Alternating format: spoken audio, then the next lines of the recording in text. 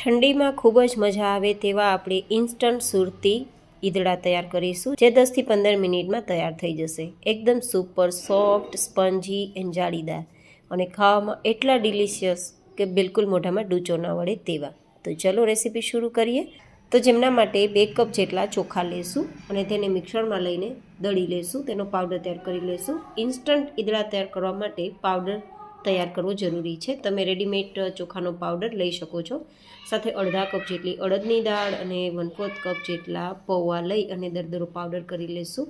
આ રીતે હવે બધું જ ભેગા લોટ કરી અને 1 કપ જેટલું ખાટું દહીં અને સાથે જરૂર મુજબ પાણી મિક્સ કરતા જશું અને બેટર સેટ કરી દેશું.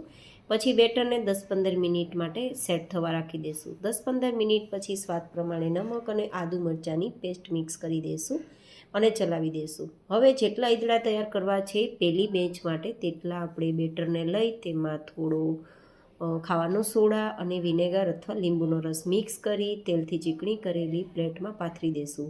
અડધેથી થોડી ઉપર સુધી પ્લેટમાં પાથરી ઉપરથી મરી પાવડર સ્પ્રિંકલ કરી ઉકળતા પાણીના સ્ટીમર કુકરમાં તેને બોઇલ થવા માટે રાખી દઈશું, ઢાંકીને હાઈ ગેસની ફ્લેમ પર 10 મિનિટ માટે.